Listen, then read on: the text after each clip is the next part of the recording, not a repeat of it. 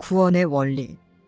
63. 성령은 내가 드리는 모든 것을 너의 구원을 위해 사용할 수 있다.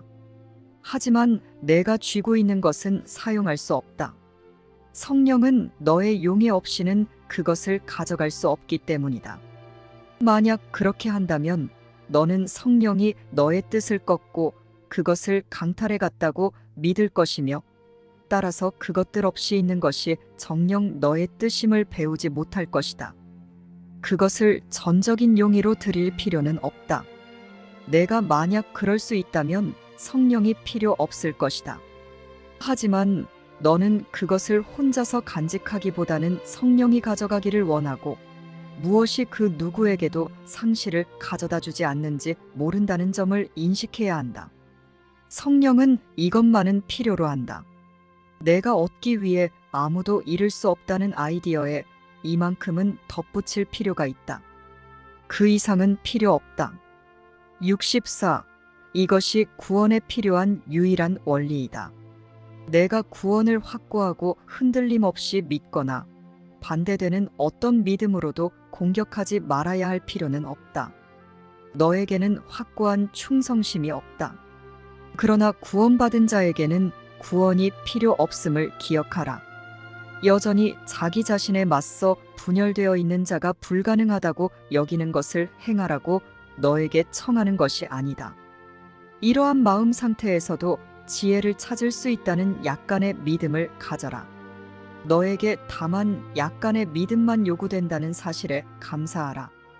여전히 죄를 믿는 자들에게 단지 약간의 믿음 말고 무엇이 남아 있겠는가? 그들이 천국과 구원받은 자들의 정의에 대해 무엇을 알 수 있겠는가? 65. 구원 안에는 세상이 전혀 알지 못하는 종류의 정의가 있다. 세상은 정의와 복수를 같다고 본다. 죄인은 정의를 단지 처벌이라고 보며 다른 사람이 대신 받을 수는 있어도 결코 벗어날 수는 없는 것이라고 보기 때문이다.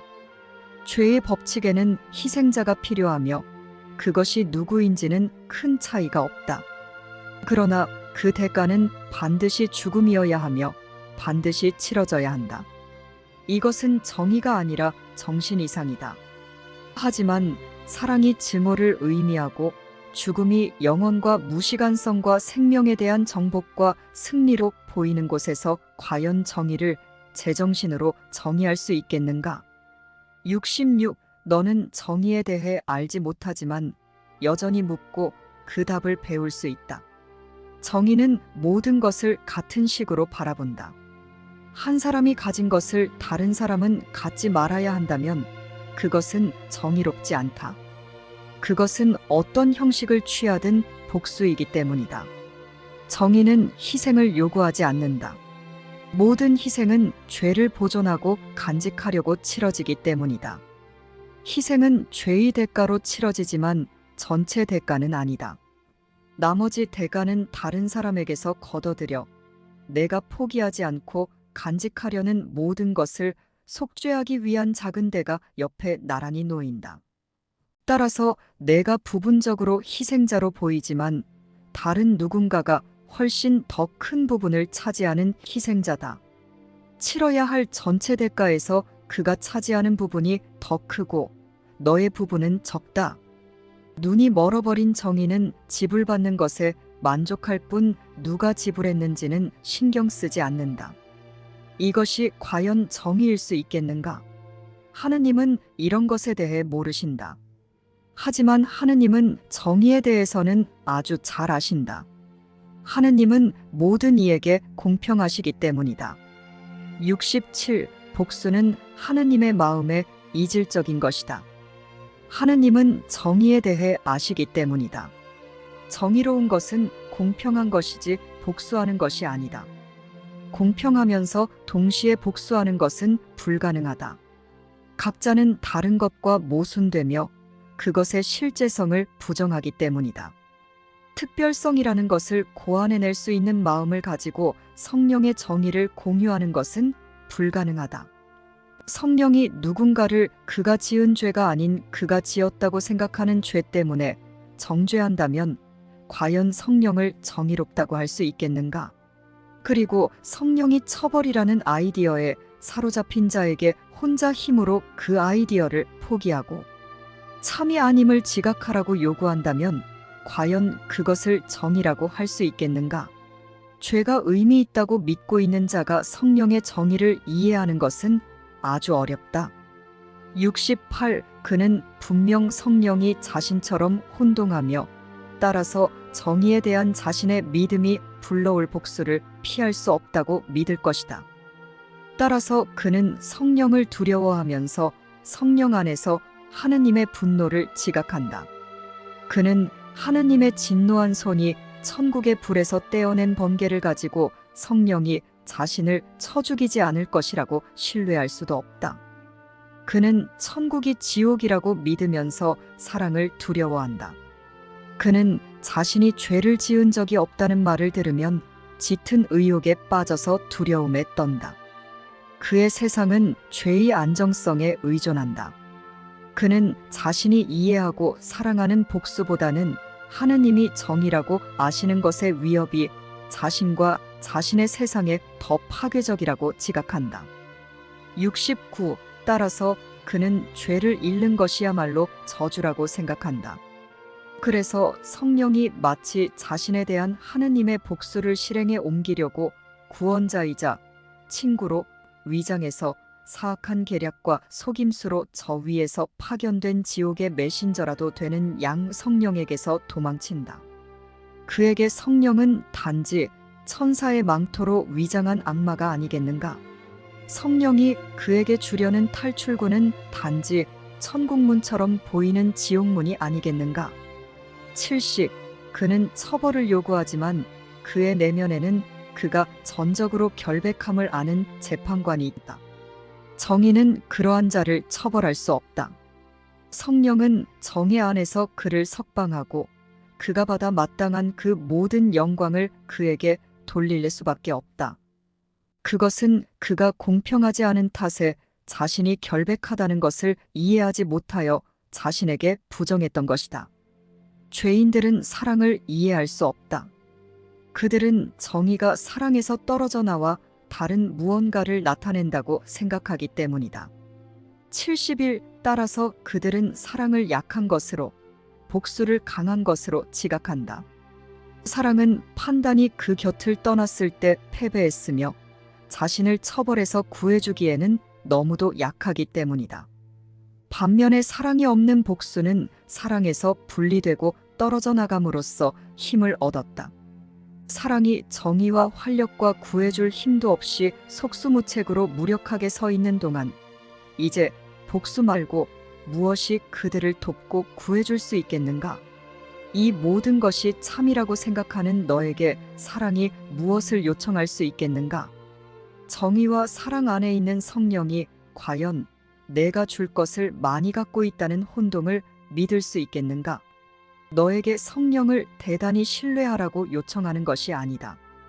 단지 내가 보는 것은 성령이 주는 것이고 내가 인식하는 것은 내가 자신에게 줄 수 없는 것이었다는 점만 신뢰하라. 72. 성령은 하느님의 정의 안에서 내가 마땅히 받아야 할 모든 것을 인식하지만 너 스스로 그것을 받아들일 수 없다는 것도 이해한다.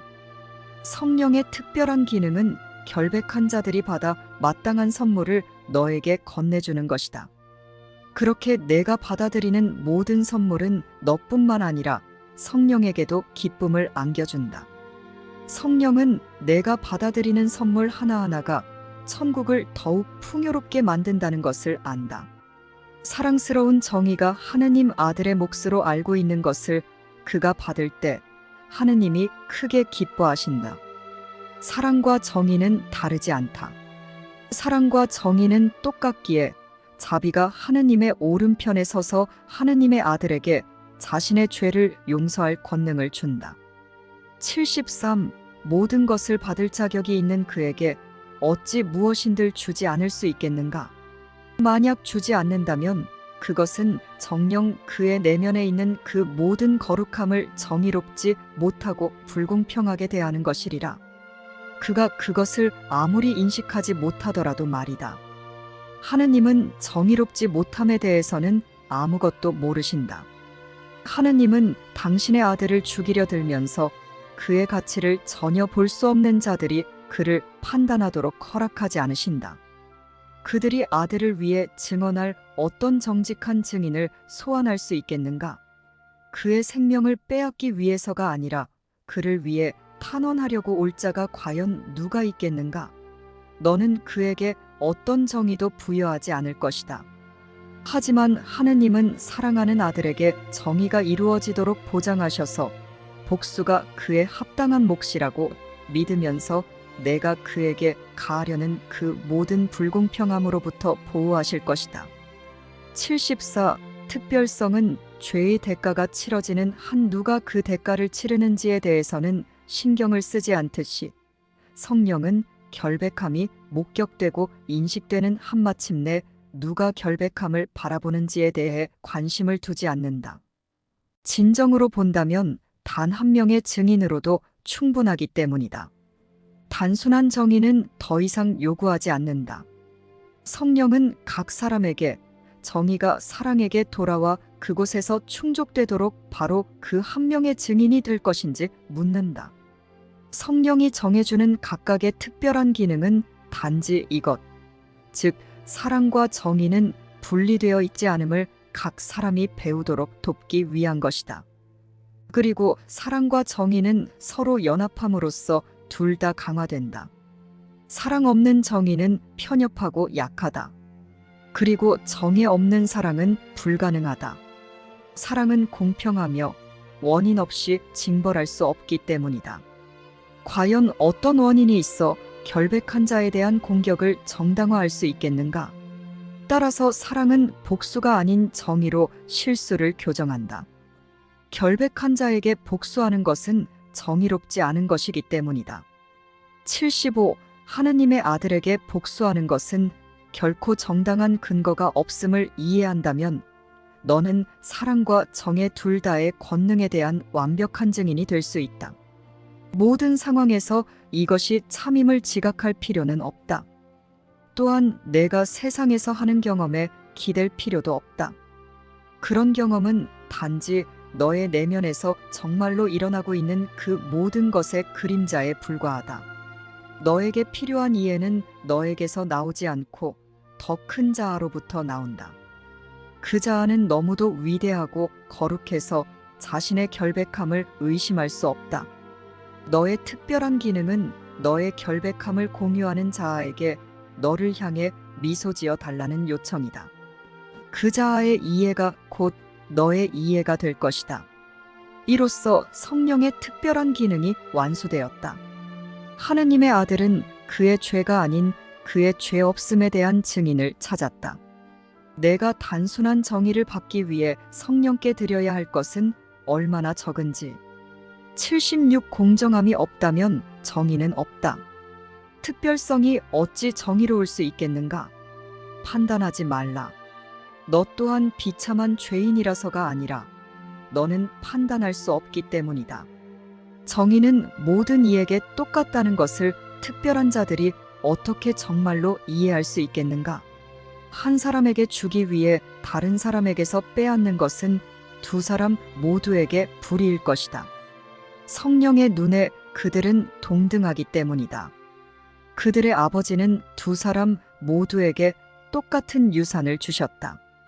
더 많이 혹은 더 적게 가지려는 자는 자신이 모든 것을 가졌음을 자각하지 못하는 것이다. 그는 무엇이 다른 사람의 몫인지 제대로 판단할 수 없다. 그는 자신이 박탈당했다고 생각하기 때문이다. 따라서 그는 질투심에 사로잡혀 자신이 판단하는 자로부터 빼앗아 오려 할 것이다. 그는 자신의 권리를 망각하여 공정함을 잃었고 이제 다른 사람의 권리를 공평하게 볼 수 없게 되었다. 77. 너에게는 온 우주에 대한 권리가 있다. 또한 하느님이 당신의 거룩한 아들을 위해 정해놓으신 대로 완벽한 평화를 누리고 죄의 모든 결과에서 완전히 구원되며 모든 면에서 기쁘고 완전한 생명을 영원히 누릴 권리가 있다.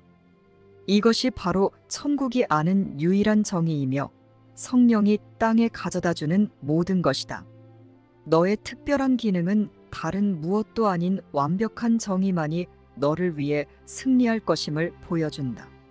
너는 모든 형식의 복수로부터 안전하다. 세상은 속이지만 하느님의 정의를 세상이 아는 정의로 대체할 수는 없다. 오로지 사랑만이 정의로우며 오로지 사랑만이 정의가 하느님의 아들에게 부여하는 것을 지각할 수 있다. 사랑이 결정하게 하라. 그리고 내가 불공평함에 빠져서 하느님의 정의가 내 것으로 정해준 것을 너 자신에게서 박탈할까봐 두려워하지 말라.